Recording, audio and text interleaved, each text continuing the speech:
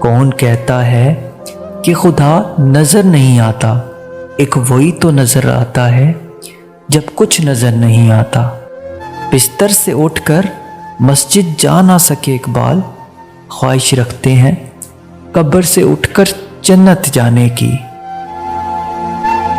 کسی کی نظر میں اچھے تھے، کسی کی نظر میں برے تھے اقبال، حقیقت میں جو جیسا تھا ہم اس کی نظر میں ویسے تھے۔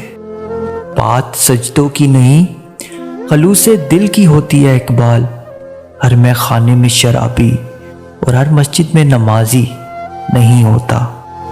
اس نے کردار سے نور مجسم ہو جا کہ ابلیس بھی تجھے دیکھے تو مسلمان ہو جائے۔